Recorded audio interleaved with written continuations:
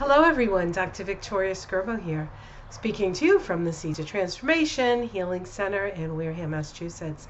So today I want to do the tarot scope for the sign of Gemini. We'll start with Gemini today. And let me see, what deck do I want to use? So I have decided to use the Fountain deck. I do find this deck relatively airy. So let's take a look. And so this is for the month of August, the tarot scope for August for the sign of Gemini. And as far as astrologically, we do have the North Node in Gemini. So, and the North Node has been in Gemini. I can't actually remember when it went in. I know it's somewhere in my head. I can't access it right now. But the nodes are in a pair of signs. The North Node, in this case in Gemini, the South Node in Sag. But the North Node will be in a pair of signs for about 18 months. So it's been in there for a while. I think the North Node right now is at about 10 or 9 or 10 degrees. So it is two-thirds of the way through Gemini. And so that is always significant to the Gemini. In a way, the Geminis lead the band when the North Node is in Gemini. And as far as any other things happening astrologically, let me take a look at my calendar here quickly. Just make sure I'm in August. Okay. Well, the month begins with a conjunction between the Sun and Gemini. I believe that is a superior conjunction. Excuse me, the Sun makes a conjunction to Mercury, superior conjunction. Mercury, however, is not in Gemini, but Mercury is the ruling planet of Gemini. So as things affect Mercury, they affect all the Gemini ruled signs, which in your case would be you and also Virgo. We have on the 3rd of August, we have Uranus square Mercury. Yep, this is August. Okay.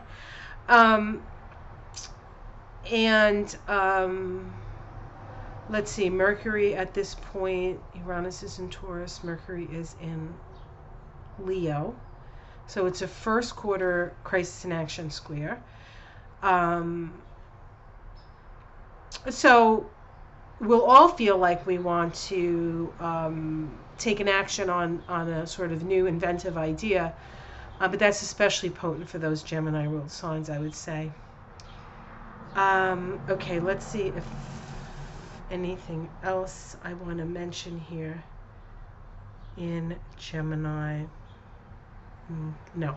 Okay, so, but you are in charge, really. When the North Node is in, you're in charge of our emotional evolution. Imagine that, Gemini. You're like, no, I don't want to do that. But there you are. Pointing out the facts. The facts, ma'am. Just the facts. Gemini, of course, is the sign of communication. It's the sign of gathering information. It's the sign of curiosity. It's the sign, it's the first air sign in the zodiac. So it's like our first thoughts. You know, I had a friend, or I have a friend, I should say, she's still my friend, who had a moon in Gemini. And she would always like talk about what she was feeling about things. And she would always talk about both sides of things. So I had to wait till she got to the other side of an issue to get the whole view on how she was feeling about something. All right, let's see. Okay, so we have starting here the Queen of Coins. The Queen of Coins. So this is the Queen of Pentacles.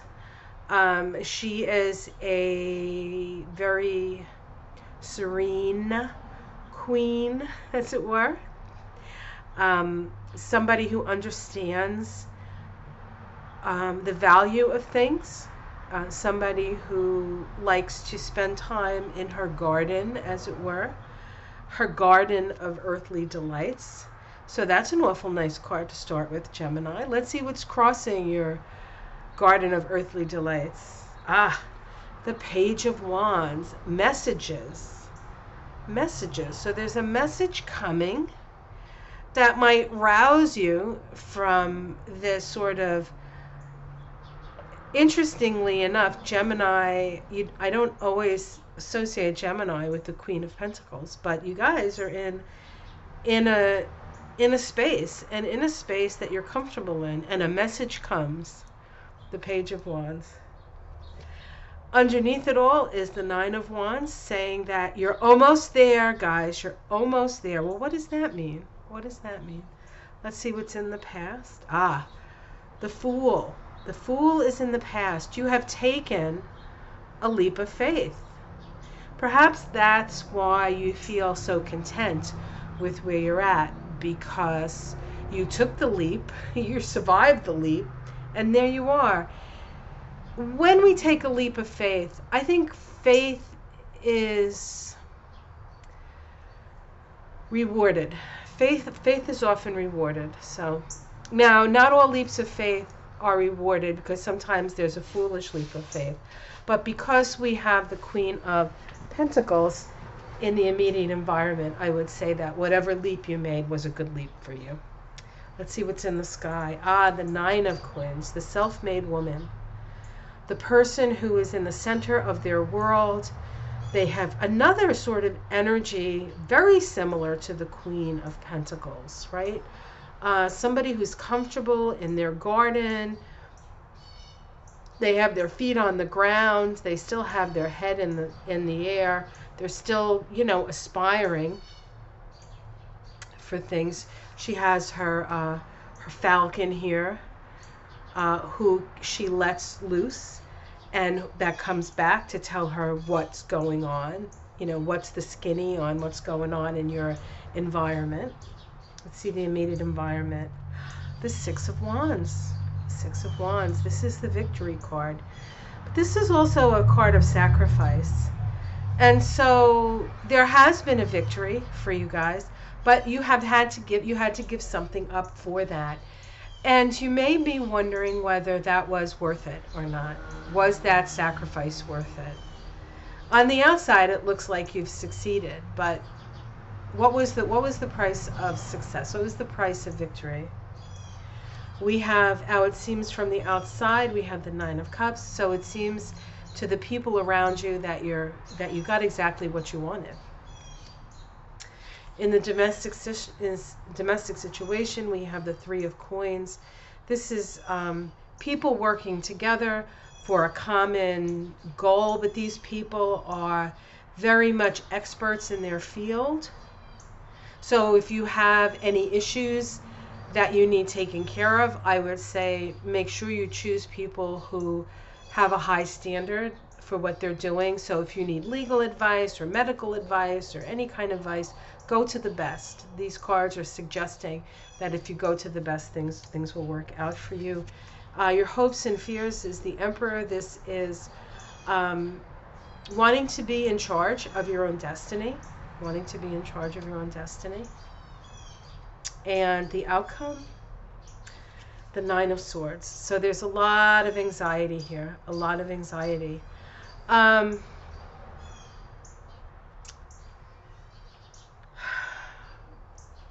So things seem to be working out rather well. And then we have the World. So something is coming to an end. Something is coming to an end, and then purports a new beginning. I can't help, and I hate to do this to you guys, so I will apologize up front. This kind of reminds me of a certain ex-president who was a Gemini. So in that case, I think that Nine of Swords is is something that he really is experiencing, and then the world is the end and a new beginning. So something is coming to an end. But for the rest of you, for the rest of you,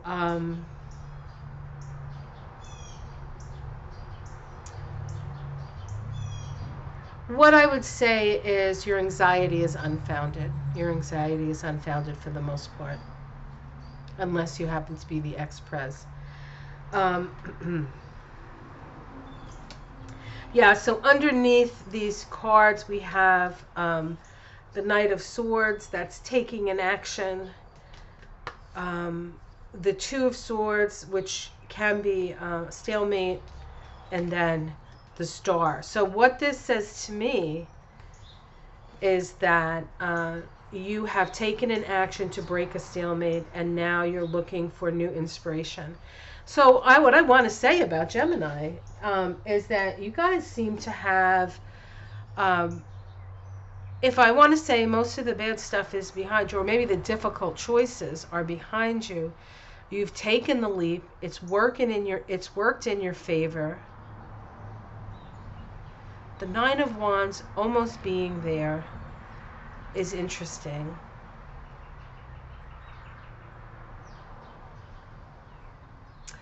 These are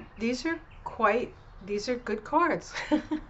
I know I sound surprised, but you know, we don't always get these fantastic cards for people. Okay, I'm going to keep it at that. Now let's find an oracle deck that resonates for the Gemini. So I looked around and I have chosen the Mayan oracle deck. The Mayan oracle deck to take a look for Gemini for August 2021. And I have to say, I have had this deck for a little while, and I have used it on occasion, but I am not an expert, so I might have to. And it's actually, you know, it's based on the Mayan calendar, and it's based on the you know, I guess the Mayan language. So it may, I'm going to definitely have to use the book on this. But I think that's apropos for a reading on Gemini. I mean, if you can't go by the book when you're reading for Gemini, who can you? Considering Gemini rules books, printing, communication. All right. We have Chuen. See what I mean? What does that mean, right? We're all going to learn something today. Very, very Gemini. Chichan. And, ta-da! Realm shift. Oh, goodness gracious. That sounds amazing. Well, I don't know what that means, but it certainly looks from the cards that a lot of you Geminis have had some sort of realm shift. Okay, so let me see. I'm going to, at a glance, we're going to look at a glance first and see what the correlations are here. Chuen. Innocence, spontaneity, inner child, humor, artistry, monkey, trickster, disruption, and transparency. If I was going to pick a card for Gemini, and I had to describe all those things, describe Gemini. Gemini is the trickster. Gemini is the trickster. Just when you think you got them figured out, they go in another direction, right? Chichuan. Okay. What does that look like? Okay, let me see here. Vitality, passion, sensing, body wisdom, motivation, desire, instinct, creativity, serpent power, kundalini, integration, purification, and intimacy. Woohoo! Looking good. Looking good. And realm shift. Is that even in here? Oh, it's in the back here. Okay. Quantum leap, expanded reality, web of possibility, assemblage, points, the unknown. The unknown. So, let me find these in the book and read a little bit about them to you. Gemini. I'll pause so I can find them. So let's start with Chuen. Now, this is, they do it in a poem form, so I'm going to read it to you. Hi, I'm Chuen. Oh, let me hold it up while I say that. Hi, I'm Chuen, jester of the cosmic court and royal prankster extraordinaire. I am the streamer from the heart of joy that weaves itself through the fabric of the cosmic play with savoir-faire. My touch is the leverage that pries you from the intensity of your drama, pressing your nose to the window pane of the cosmic joke of Brahma. I am the release valve and the healer called humor. In the twinkling of an eye, my effervescent essence can reveal how you fool yourself. It's rumored I use your own limiting projections about how life should be to catch you off guard. It shoulda, gotta, oughta, has to be hard. It's my job to pull the rug out from under your feet so you can learn to laugh at yourself. Ha ha, what a treat. Revealing to you how powerless the drama is over who you really are in the cosmorama.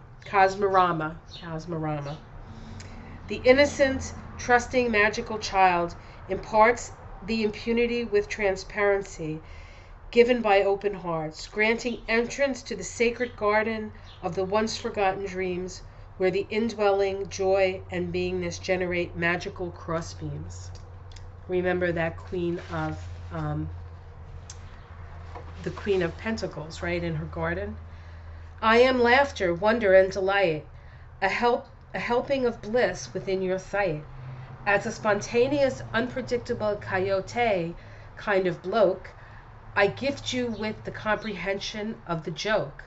I am the lens that magnifies your narrow point of view, transcending all illusions' forms. I offer to you something new. Mischievously do I rearrange the scripts you've written for yourself, making comedy of your life by putting logic on the shelf. Unpredictable, spontaneous, far from imperious, with the supremacy of the playful ad lib, I heal the terminally serious. Your leaven from heaven, I expand human dose.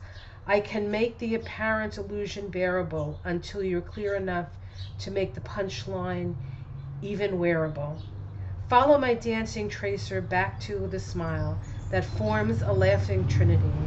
Do you really want to know what is so funny in this vast infinity? So all of those archetypes are very much connected to Gemini, which is astounding. I'm always amazed at how apt these readings are. So the next one we're going to look at is Chichuan. Chichuan. I like saying that. Now Chichuan seems to be a very different energy. So let's read about Chichuan. I am Chichuan, molten magna of pure life force, vibrant vermilion flame of awakening and purification. I am the heat, power, and vitality of creative essence. I am instinctual wisdom, the sense solutions and secrets within the belly of your being. I am the flame of pure purpose galvanized within you. I am the promise of awakening and the luminous lotus, crown of illumination. I am the sacred fire of the serpent's dance lying coiled within you, until stirred to wakefulness in the lightning quickness or serpentine grace. My sacred river will ignite, will whirl wheels of splendor, your whirling wheels of splendor, setting them spinning to the dance of their own divine timing. As I dance with you, I gently light the pathway for your natural unfoldment. Fulfill your desire for sacramental intimacy and transcendent union. The divine dance with the eternal beloved. When summoned in love, I am the flint and the tinder of the sacred fire, the potent energy that unifies